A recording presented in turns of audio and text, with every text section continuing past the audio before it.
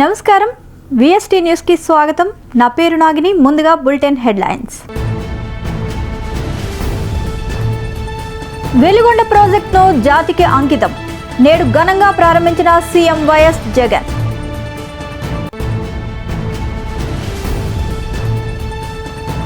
BC కులాల అభివృద్ధికి జనసేన అండగా ఉంటుందని భరోసా ఇచ్చిన జనసేనాని.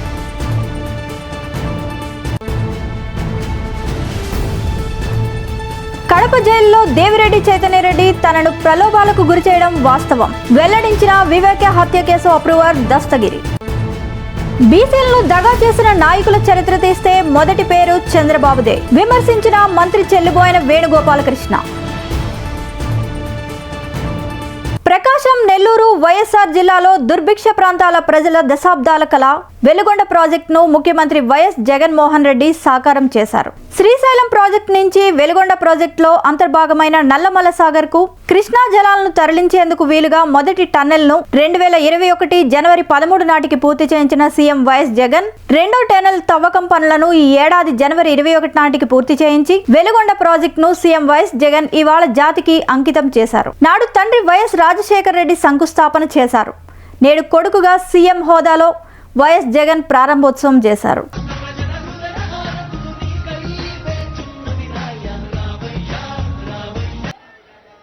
ఆ టనల్లో ప్రయాణం చేస్తూ ఉన్నప్పుడు నిజంగా శ్రీశైలం నుంచి నల్లమల్ల సాగర్కు నీళ్లు తీసుకొని వచ్చి ఆ నల్లమల్ల సాగర్లో మళ్ళీ నీళ్లు నిండుతా ఉన్న సన్నివేశం ఈ జూలై ఆగస్టులోనే జరగబోతా ఉంది అని చెప్పడానికి సంతోషంగా ఉందని ఈ సందర్భంగా తెలియజేస్తా ఉన్నా. దాదాపుగా 3000 క్యూసెక్కులతో మొదటి టన్నల్ పూర్తి చేశాం. రెండవ టన్నల్ 8500 క్యూసెక్కులు క్యారీయింగ్ చేసే కెపాసిటీతో రెండో టన్నల్ కూడా పూర్తయిపోయింది. అంటే దాదాపుగా రోజుకు 1 టీఎంసీ నీటిని శ్రీశైలంలో 840 అడుగులు దాటిన వెంటనే రోజుకు 1 టీఎంసీ నీటిని ఈ 2 సొరంగాల ద్వారా నల్లమల్ల సాగర్కు నీళ్లు తీసుకురాగలిగే ఒక గొప్ప పరిస్థితి ఈ రోజుతో పూర్తయిపోయింది అని చెప్పడానికి సంతోషపడతా ఉన్నా.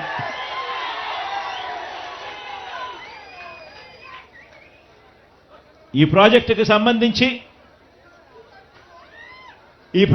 సంబంధించి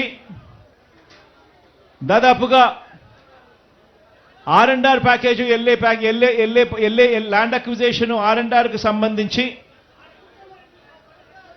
ఈ జూలై ఆగస్టులో నీళ్లు నింపే టయానికల్లా మరో 1200 కోట్ల రూపాయలు కూడా ఖర్చు చేసి దీనికి సంబంధించిన LA&RR కార్యక్రమం కూడా పూర్తి చేసి ఈ జూలై ఆగస్టులో నీళ్లు నింపే కార్యక్రమం చేస్తామని కూడా ఈ సందర్భంగా చెప్పడానికి సంతోషపడతా ఉన్నా.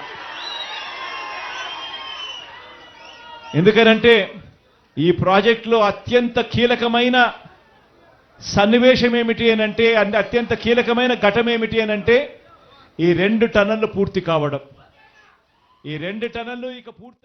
బీసీలు యాచించే స్థాయి నుంచి శాసించే స్థాయికి రావాలని జనసేన అధినేత పవన్ కళ్యాణ్ ఆకాంక్షించారు. మంగళగిరిలో నిర్వహించిన జై హో బీసీ సభలో ఆయన పాల్గొని ప్రసంగించారు. 153 బీసీ కులాల అభివృద్ధికి జనసేనాని అండగా ఉంటుందని భరోసా ఇచ్చారు. జనసేన నాయకులకి, తెలుగుదేశం నాయకులకి, తెలుగుదేశం పార్టీ జాతీయ అధ్యక్షులు శ్రీ నారా చంద్రబాబు నాయుడు గారికి, యువగళం నేత శ్రీ లోకేష్ గారికి, తెలుగుదేశం పార్టీ అధ్యక్షులు అచ్చెం నాయుడు గారికి, వేదిక పైన మహిళా నాయకురాళ్ళందరికీ, తెలుగుదేశం మహిళా నాయకురాళ్ళకి, జనసేన మహిళా నాయకులు ప్రతి ఒక్కరికి పేరు పేరున హృదయపూర్వక నమస్కారం. వైఎస్ జగన్ అధికారంలోకి రాగానే, అధికారంలోకి వచ్చిన మొదటి 3 నెలల్లో పొట్ట కొట్టింది బీసీలు పొట్టే కొట్టాడు. 30 లక్షల పైచిలకు భవన నిర్మాణ కార్మికులు పొట్ట కొట్టాడు. 10 మనుషులు వచ్చి రాగానే ఏలూరులో 2019 ఎన్నిక ఆ రోజున వైసీపీ అండగా ఉంటామని చెప్పి బీసీలు డిక్లరేషన్ ఇచ్చి దాంట్లో ఏ ఒక్కటి కూడా నిలబెట్టుకోకుండా అందరూ నమ్మి ట్రెడిషనల్ టీడీపీ పార్టీని నమ్మి చాలామంది వైసీపీకి వెళ్ళడం వల్ల వచ్చి రాగానే ఎవరైతే వెన్నంటే ఉన్నారో వారినే దెబ్బ కొట్టాడు. ఊహించుకుని 30 మంది పైచిలుకు భవన నిర్మాణ కార్మికులు ఆత్మహత్యలు చేసుకున్నారు. అందరికీ చెందాల్సిన ఇసుక, ఒడ్డెరు కులాలు వీళ్ళందరికీ చెందాల్సినవి కాంట్రాక్టులు కానీ, ఇసుక రీచ్లు కానీ, క్వారీలు కానీ ఇవన్నీ ఒక కంపెనీ కట్టబెట్టేశారు. మన వైఎస్ జగన్ చేసిన దాంట్లో ముఖ్యంగా వైసీపీ ప్రతిపక్ష నేతగా ఉన్నప్పుడు బీసీల గర్జన పేరు మీద ఏలూరులో ప్రత్యేకమైన సభ నిర్వహించి చాలా హామీలు ఇచ్చారు. బీసీలకి ఏటా జగన్ చెప్పింది బీసీలకి ఏటా 15,000 కోట్ల రూపాయల చొప్పున కేటాయిస్తామని చెప్పారు. 5 ఏళ్లలో 75,000 కోట్ల రూపాయలు బీసీల సంక్షేమానికి కేటాయిస్తామని చెప్పాడు. వాస్తవానికి 0. బీసీ కేటగిరీల్లో అన్ని కులాలకి 153 కులాలను గుర్తించమని బీసీ సంఘాలందరూ కోరుకుంటూ ఉంటారు. దాన్నే కుదించి 139 కార్పొరేషన్లు పెడతామని చెప్పి దానిని 53 కార్పొరేషన్లు కుదించి 56 కార్పొరేషన్లు కుదించి వాటికి కుర్చీలు కూడా లేని పరిస్థితి. బడ్జెట్ 0. వైఎస్ఆర్ చేయూత పథకం కింద 45 ఏళ్ళు నిండిన ప్రతి మహిళకి 75,000 అందిస్తామని చెప్పారు. బీసీ మహిళలకి పథకం అందుతున్న లబ్ధిదారుల్లో చాలా వరకు బీసీ డిక్లరేషన్ అనే కాపీ పేస్ట్ ప్రోగ్రాం చంద్రబాబు ప్రదర్శించారని మంత్రి చెల్లుబోయిన వేణుగోపాలకృష్ణ విమర్శించారు. బీసీలను నమ్మించి దగా చేసిన పార్టీ టీడీపీ. రాజ్యాంగ విలువలను ఏమాత్రం కాపాడని పార్టీ టీడీపీ. బీసీలను దగా చేసిన నాయకుల చరిత్ర తీస్తే మొదటి పేరు చంద్రబాబుది అంటూ ధ్వజమెత్తారు. సీఎం వైఎస్ జగన్ ఇచ్చిన ప్రతి హామీని నెరవేర్చిన నాయకుడని మంత్రి చెల్లుబోయిన వేణుగోపాలకృష్ణ అన్నారు. బుధవారం ఆయన రాజమండ్రిలో మీడియా సమావేశంలో మాట్లాడుతూ చంద్రబాబు ఏ రోజైనా మేనిఫెస్టోని అమలు చేశారా అంటూ దుయ్యబట్టారు. బీసీలను మోసం చేసిన వ్యక్తి చంద్రబాబు అని మండిపడ్డారు. చంద్రబాబు నాయుడు గారు బీసీలకు కొన్ని హామీలు ఇస్తూ ఉంటాడు.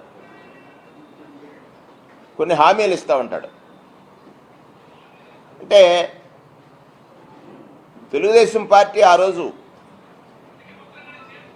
ఎన్టీ రామారావు గారు స్థాపించిన నాడు తెలుగువాడి ఆత్మగౌరవం ఢిల్లీ నడివీధుల్లో తాకట్టు పెడుతున్న కాంగ్రెస్ పార్టీ నాయకులకు వ్యతిరేకంగా తెలుగుదేశం పార్టీ ఒక నినాదం ఇచ్చి వచ్చింది. ఆనాటి తెలుగుదేశం పార్టీ ఆశయాలు కానీ లక్షణాలు కానీ లక్ష్యాలు కానీ అవన్నీ ఎన్టీ రామారావు గారితో వెళ్ళిపోయాయి. 82 నుంచి 94, 95 తర్వాత వచ్చింది ఒక ఆశపరుడు, అత్యాశపరుడు. ఆ లక్ష్యాలని, లక్షణాలని, ఆశయాలని తొంగలోకి తొక్కాడు. ఇప్పటికీ కూడా స్వర్గీయ ఎన్టీ రామారావు గారిని పదవి నుంచి దించేసి ఆయన ఆశయమైనటువంటి ప్రతి కార్యక్రమాన్ని కూడా విస్మరించి ఎన్టీఆర్ జపం చేస్తూ ఉంటాడు. ఎన్టీఆర్ అయిపోయింది. 94లో కడప జైల్లో దేవిరెడ్డి చైతన్యరెడ్డి తనను ప్రలోభాలకు గురి చేయడం వాస్తవమని వివేక హత్య కేసు అప్రూవర్ దస్తగిరి చెప్పారు.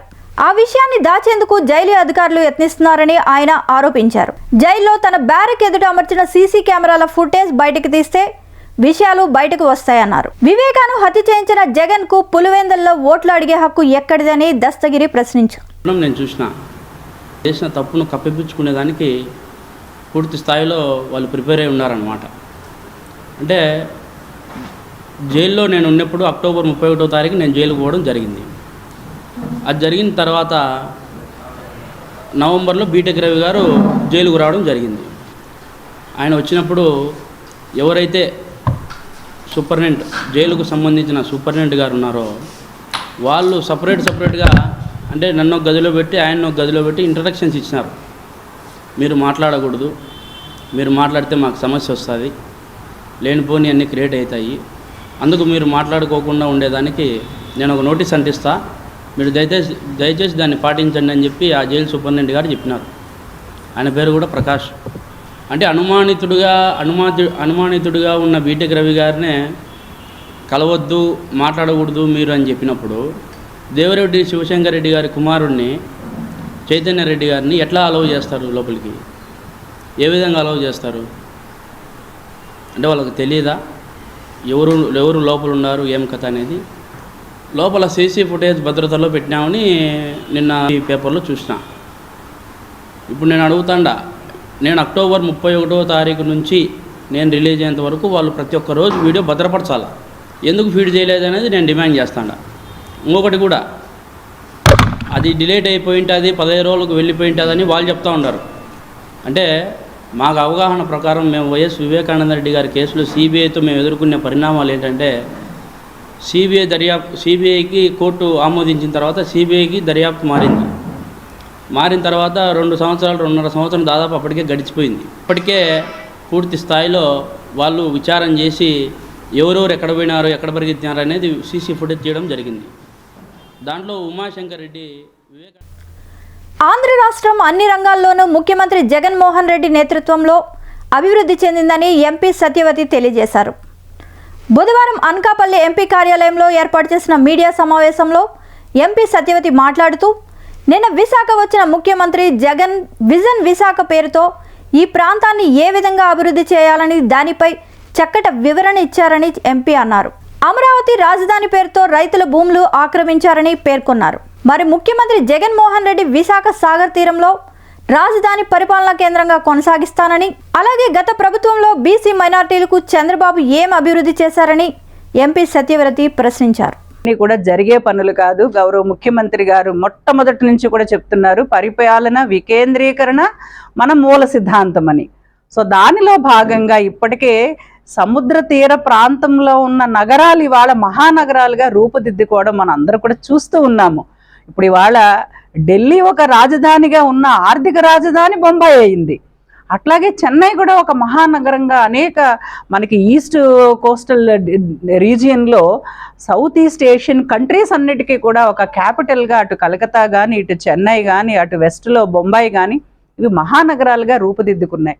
సో అటువంటి విజన్తో ఈరోజు ఉత్తరాంధ్ర ప్రజల ఓట్లు కొల్లగొట్టేందుకే మరో దొంగ నాటకానికి జగన్మోహన్ రెడ్డి తెరతీశారని సిపిఐ రాష్ట్ర కార్యదర్శి కె రామకృష్ణ విమర్శించారు.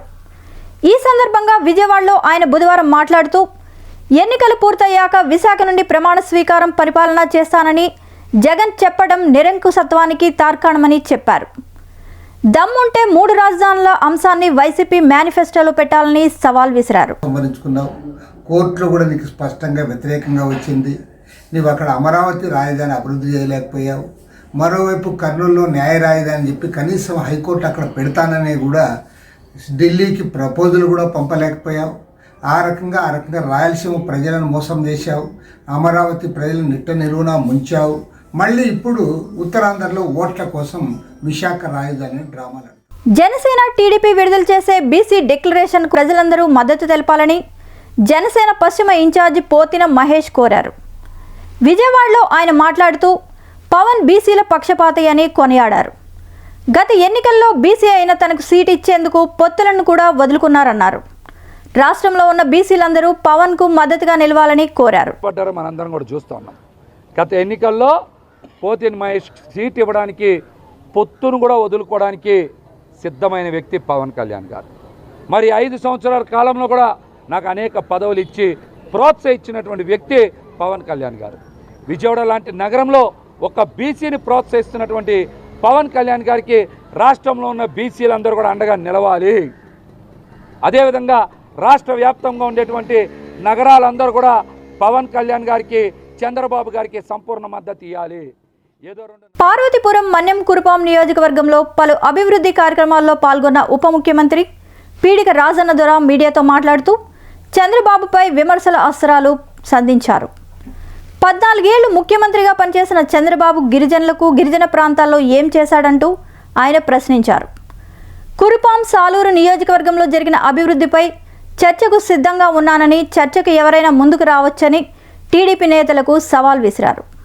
అదేవిధంగా మాజీ ఉప ముఖ్యమంత్రి వర్యులు ఆమె ఉప ముఖ్యమంత్రి అయిన తర్వాత ఈ ఏకలవ్య స్కూల్ కన్నిటికీ మోక్షం జరిగింది. గతంలో తెలుగుదేశం పాలనలో వీటి గురించి పట్టించుకోలేదు. వచ్చింది యూపీఏ గవర్నమెంట్లో కానీ కోర్టులో కేసు వేస్తే దాన్ని పరిష్కరించాలి లేదా పరిష్కరించుకోవాలి అన్న ఆలోచన వాళ్ళకి రాలేదు. 5 ఏళ్ళు కూడా గాలి కొదిలేశారు గిరిజన విద్యను, గిరిజన పిల్లలను. వీళ్ళేమో ఈరోజు గిరిజనుల గురించి, గిరిజన పిల్లల గురించి, గిరిజన విద్యా సంస్థల గురించి మాట్లాడతారు. ఒక పక్క టీడీపీ వాళ్ళు, ఇంకొక పక్క ఏమో కొత్తగా మళ్ళీ కాంగ్రెస్ వాళ్ళు, ఇంతకుముందు పాత కాంగ్రెస్ వాళ్ళు, కొత్త కాంగ్రెస్ వాళ్ళు, మరొక పక్క ఏమో పవన్ కళ్యాణ్. ఎక్కడైనా చిన్న సంఘటన జరిగితే వీళ్ళెంతో మానవతావాదులు. శ్రీకాకుళం జలమూరు మండలంలోని శ్రీముఖలింగంలో జరగబోతున్న మహాశివరాత్రి ఏర్పాట్లను పరిశీలించేందుకు రావడం జరిగిందని డీఐజీ విశాల్ గున్ని తెలిపారు. ఈ సందర్భంగా జలమూరు పోలీస్ స్టేషన్లో ఆయన మాట్లాడారు. ఇప్పటికే జిల్లా ఎస్పీ బందోబస్తు ఏర్పాటు చేశారని పేర్కొన్నారు. ప్రతి ఒక్క భక్తుడు సులభతరంగా ఎటువంటి కష్టం లేకుండా స్వామివారి దర్శనానికి చర్యలు చేపడుతున్నామని ఆయన స్పష్టం చేశారు. చూడడానికి, రివ్యూ చేయడానికి ఎస్పీ గారితో కలిసి రావడం జరిగింది. Overall I'm happy with the bandobast arrangements. Local సిఐలు, ఇన్స్పెక్టర్ ఇక్కడ అటెండ్ అవ్వడం జరిగింది.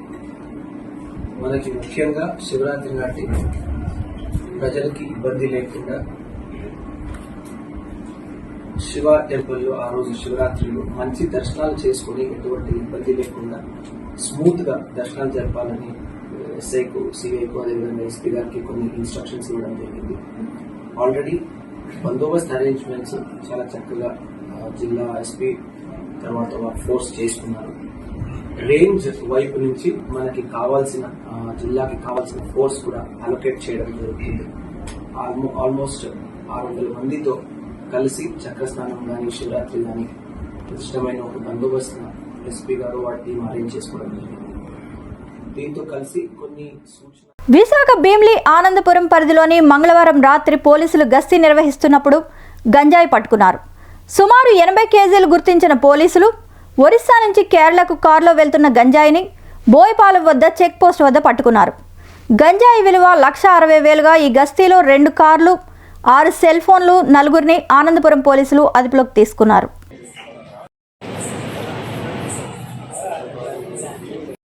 అందరికీ నమస్కారం. ఇప్పుడు మనం ఆనందపురం పోలీస్ స్టేషన్ విశాఖపట్నంలో ఉండడం జరిగింది. ఈరోజు ఈ ప్రెస్ మీటింగ్ పెట్టడానికి ముఖ్య ఉద్దేశం, ఆనందపురం పోలీసు మరియు టాస్క్ ఫోర్స్ విశాఖపట్నం వాళ్ళు కలిసి 80 కిలోల గాంజా మరియు 2 కార్లు మనం స్వాధీనం చేసుకోవడం జరిగింది. ముందుగా వచ్చిన సమాచారం మేరకు ఈ గాంజా వెహికల్స్ ఏవైతే ఉన్నాయో చాలా ర్యాష్గా వస్తారు కాబట్టి బోయపాలెం దగ్గర సిగ్నల్ని మనం ఆపేసేసి, సో కొంత ట్రాఫిక్ జామ్ అయిన తర్వాత ముందరొచ్చే వెహికల్ అండ్ దాని తర్వాత ఫాలో అయిన వెహికల్ అంటే పైలట్ వెహికల్ అండ్ ఎందులో అయితే గాంజా ఉందో ఆ వెహికల్ కూడా అక్కడ ఆపేయడము, దాన్ని ఇమీడియట్గా అక్కడ ఉన్న టీము వాళ్ళు ఇమీడియట్గా దాని మీద రైడ్ చేసేసి అందులో ఏదైతే ఉందో ఆ గాంజాని అండ్ అందులో ట్రావెల్ చేస్తున్న 4 వ్యక్తుల్ని మనము వాళ్ళని అదుపులోకి తీసుకోవడం జరిగింది. వాళ్ళని విచారణ చేసిన తర్వాత ప్రాథమికంగా మనకు తెలిసింది ఈ 4 కూడా నిన్న విజన్ వైజాగ్ పేరుతో ప్రజలను తప్పుదోవ పట్టించాలని జగన్ చూస్తున్నారని, రాష్ట్ర రాజకీయాల్లో ఏనాడు కూడా ఓ భవన నిర్మాణం చేయలేని మీరు రాజధాని నిర్మాణం చేస్తా అని చెప్పడం హాస్యాస్పదమని అన్నారు. విశాఖలో కట్టిన ఫ్లోటింగ్ బ్రిడ్జ్ కానీ, బస్ బే నిర్మాణాలు కానీ కూలిపోయాయని, అటువంటి చరిత్ర మీది అని, 5 ఏళ్లలో లేని ప్రేమ, కపట ప్రేమ ఇప్పుడు ఎందుకు జగన్ అని మాజీ మంత్రి ఎమ్మెల్యే గంటా శ్రీనివాస్ అన్నారు.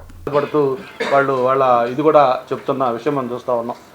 ఇవి ఎలాగుంటే ఈరోజు విశాఖపట్నం నా డ్రీమ్ క్యాపిటల్, విశాఖపట్నంలో నేను ఇలా చేయాలనుకుంటున్న ముఖ్యమంత్రి గారు ఏదైతే విశాఖపట్నంలో ఉన్నాయో ఈ మధ్యన మనం 2-3 సార్లు చెప్పుకున్నాం. అయినా మళ్ళీ మీకు ఎందుకు రిపీటెడ్గా చెప్తా ఉన్నానంటే, నిన్న విశాఖపట్నంలో ఆయన అంత సిగ్గు లేకుండా అంత ఓపెన్గా అన్ని పచ్చి అబద్ధాలు ఆడుతూ విశాఖపట్నం నా కళ్ళ రాజధాని, నేను కళ్ళ ఇలా కంటున్నాను, విశాఖపట్నం అలా చేయాలనుకుంటున్నా అని చెప్పని అన్ని అబద్ధం మాటలు, బొటకు మాటలు చెప్తా ఉంటే మనందరం కూడా ఆలోచించాల్సిన అవసరం వచ్చింది.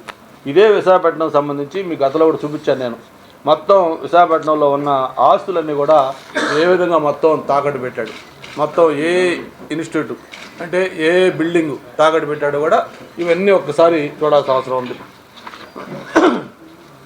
సర్క్యూట్ హౌస్, తహసీల్దార్ కార్యాలయం సీతమ్మ ధర, R&B క్వార్టర్స్ రేసవానిపాలెం, ప్రభుత్వ పాలిటెక్నిక్ కాలేజ్ కప్పరాడ, అలాగే ప్రభుత్వ ఐటీఐ కాలేజ్ కప్పరాడ, రైతు బజార్ గోపాలపట్నం, అలాగే డైరీ ఫామ్ చిన్నగదిలి, పట్టు పరిశ్రమ శాఖ Bakkanapalem, TCPC Bakkanapalem, police quarters Kirlampudi, ఈ బంగ్లా కిర్లంపొడి, CWD ఆఫీస్ కిర్లంపొడి, ఈ బంగ్లా కిర్లంపొడి, మొత్తం 128.7 ఎకరాలు. ఈ మొత్తం కూడా 25,000 కోట్ల పైగా భూములు తాకట్టు పెట్టి వీళ్ళకి రుణాలు తీసుకున్నారు. అంటే ఇది పెద్ద ఆశ్చర్యం కాదు. చివరికి సెక్రటేరియట్ తాకట్టు పెట్టి రుణం తీసుకున్న తర్వాత ఈ పెట్టడం పెద్ద మన ఆశ్చర్యం కాదు. అంతేకాకుండా సిగ్గు లేకుండా మళ్ళీ వాళ్ళ మంత్రులు అంటూ ఉన్నారు, ప్రభుత్వం తాకట్టు పెట్టకుండా రుణాలు ఇస్తారని చెప్పారు. తాకట్టు పెట్టకుండా రుణాలు ఇస్తారని చెప్పట్లా, కానీ ఏది తాకట్టు పెట్టాలి ఏది తాకట్టు పెట్టకూడదో కూడా ఆలోచించే జ్ఞానం ఈ మంత్రులు కానీ ముఖ్యమంత్రి కానీ ఉన్నట్లా. చివరికి సెక్రటేరియట్ తాకట్టు పెడుతున్నామంటే ఈ ప్రభుత్వం యొక్క ఇమేజ్ బయట ఏమనుకుంటారో అది కూడా ఆలోచించుకోకుండా దాని మీద మాట్లాడుతున్న పరిస్థితి అందరం కూడా అర్థం చేసుకోవాలి. జగన్మోహన్ రెడ్డి గారు, మీరు ఎన్ని కుప్పిగంతులు వేసినా, మీరు ఎన్ని మాటలు చెప్పినా మీకు ఈ రాష్ట్రంతో రుణం తీరిపోయింది. మీకు రేపు జరిగే ఎన్నికల్లో తెలుగుదేశం పార్టీ జనసేన కాంబినేషన్లో ప్రజలు మీకు పర్మనెంట్గా బై బై చెప్పే రోజు రాబోతా ఉంది. మిమ్మల్ని ఈ రాష్ట్రంలో మళ్ళీ మీరు గెలిచేది లేదు, ముఖ్యమంత్రిగా ప్రమాణ స్వీకారం ఎక్కడా చేసేది లేదు. మళ్ళీ మీరు ఏదైతే మీ ప్యాలెస్లో తాడేపల్లి ప్యాలెస్సా, లేకపోతే బెంగళూరు ప్యాలెస్సా, లేకపోతే లోటస్ పాండ్లోనో మీరు ఆ ఫ్యాన్ కింద ఆ టీ గ్లాస్లో తాగుతూ మీరు రిలాక్స్ చేసే రోజు త్వరలోనే ఉందని చెప్పిన కూడా తెలియజేసుకుంటూ, మీరు ఎన్ని ఇటువంటి విజన్ డాక్యుమెంట్ రిలీజ్ చేసినా, ఎన్ని కబుర్లు చెప్పినా కూడా విశాఖ ప్రజలైతే మిమ్మల్ని విశ్వసించరు. మిమ్మల్ని పర్మనెంట్గా ఈ విశాఖ ప్రజలు మిమ్మల్ని చేదరించుకున్నారు. ఆల్రెడీ మీ అమ్మ ఎలక్షన్ల ద్వారా నిరూపించారు, మొన్న ఎలక్షన్లో నిరూపించారు, మొన్న ఎమ్మెల్సీ ఎన్నికల్లో నిరూపించారు, రేపు జరిగే ఎన్నికల్లో కూడా మళ్ళీ నిరూపించబోతా ఉన్నారు. విశాఖ జిల్లాలో ఒక్కటంటే ఒక్క సీటు కూడా మీకు ఈ ప్రజలు ఎవరని కూడా ఈ సందర్భంగా ఘంటాపథంగా తెలియజేస్తా ఉన్నాం. అసంగానంద ఆశ్రమంలో ఘనంగా శివరాత్రి మహోత్సవాలు నిర్వహిస్తున్నామని ఆశ్రమ ఉపాధ్యక్షులు శ్రీనివాసరావు తెలిపారు.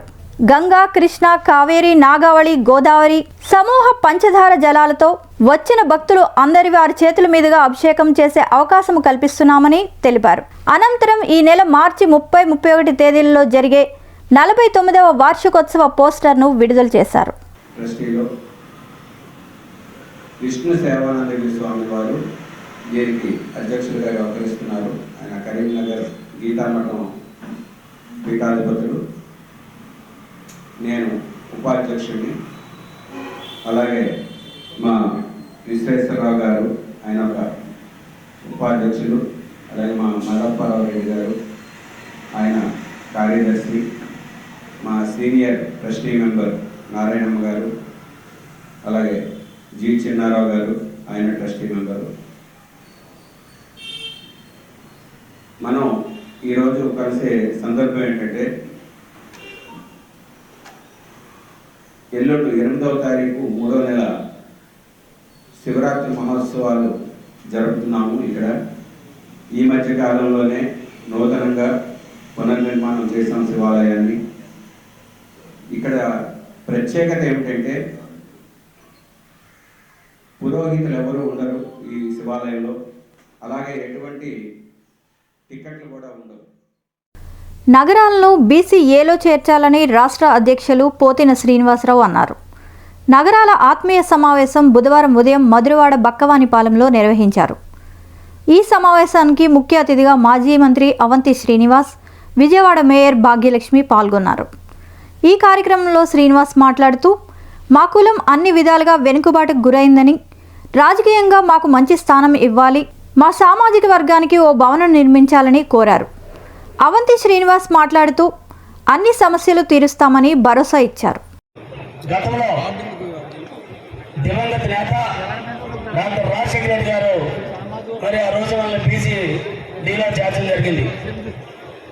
మరి ఆ రోజు నుంచి తర్వాత మరి మన రాష్ట్ర ముఖ్యమంత్రి జగన్మోహన్ రెడ్డి గారు అలాగే మరి 56, 53 కులాలు ఏర్పాటు చేసి మరి మన నగరాలకి ఒక ప్రత్యేక స్థానం ఏర్పాటు చేశారు.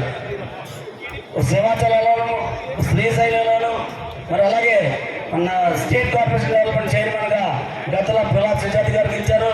మళ్ళీ మన అవంతి గారు మరి మన శ్రీనివాస్కి ఇవ్వాలి, ఎలాగైనా బాగా కష్టపడే వ్యక్తి అని సుబ్బారెడ్డి గారితో చెప్పి మరి జగన్మోహన్ రెడ్డి గారితో మాట్లాడించి మరి ఈ పోస్ట్ నాకు ఇవ్వడం జరిగింది. దానికి గాను మరి సార్కి సభాముఖంగా మా నగరాలంతా కృతజ్ఞతలు తీసుకున్నాను సార్. మీకు మా కులాన్ని గుర్తించి మళ్ళీ మాకు ఇవ్వడం చాలా గర్వకారణం సార్. సార్ మాకు రెండోది, ప్రతి కులాన్ని కూడా సామాజిక పదాలకు ఇస్తున్నారు. మరి కాపులు కూడా ఇచ్చారు సార్. మొన్న రెండు సంతోషకరమైన విషయాలు చెప్తాను, ఒక బాధపడే విషయం కూడా చెప్తాను. సంతోషకరమైన విషయాలు ఏంటంటే హిస్టరీ మనది నగరాలు చాలా పెద్ద హిస్టరీ. మరి మనం చూసుకుంటే ఇందాక చెప్పారు పెద్దలు, మరి విజయనగరం ఆస్థానంలో ఆయుర్వేద వైద్యంలో అప్పుడు ఎక్స్పర్ట్స్ నగరాలు, అందుకనే ఆ పాత్రుడు అనే బిల్లు కూడా పొందారు. మరి ఇక్కడ శ్రీకాకుళం కానీ విజయనగరం కానీ విశాఖపట్నం కానీ ముఖ్యంగా విజయవాడలో కానీ అందరూ కూడా స్వతంత్రం వచ్చిన తర్వాత ఈ ఎస్టేట్స్ వ్యవస్థ పోయిన తర్వాత చాలామంది అందరూ కూడా వ్యవసాయదారులే. ఆ వ్యవసాయ భూములే ఇందాక మన అప్పలరావు చెప్పినట్టు ఇవన్నీ కూడా నగరాలు అయిపోవటం. మరి ఇక్కడ భూములన్నీ కూడా ప్రభుత్వ అవసరాలకు కొన్ని తీసుకుంటాం, కొన్ని మీ అవసరాలకు మీరు అమ్ముకోవటం వల్ల ఇవాళ ఎవరికి భూమి లేకుండా పోయింది. మా పోతున్న సీన్ ఎప్పుడు కారులో చూపిస్తున్నాడు, సార్ ఏదే మా పొలంలో అంటే. మరి పిఎం పాలెం పొద్దున మల్లెపాలెం కూడా మీ పేరు మీద ఉంది పిఎం పాలెం. కొన్ని వందల ఎకరాలు భూమి అలా ప్రభుత్వ అవసరాలకి వాళ్ళు మీరు అమ్మేసుకునే పరిస్థితి నుంచి ఇవాళ. వార్తలు ముగించే ముందు ముఖ్యాంశాలు మరొకసారి. వెలుగొండ ప్రాజెక్టును జాతికి అంకితం, నేడు ఘనంగా ప్రారంభించిన సీఎం వైఎస్ జగన్.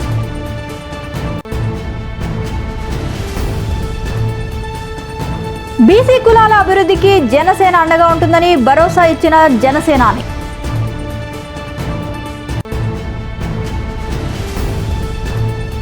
కడప జైలులో దేవిరెడ్డి చైతన్యరెడ్డి తనను ప్రలోభాలకు గురి చేయడం వాస్తవం, వెల్లడించిన వివేక హత్య కేసు అప్రూవర్ దస్తగిరి.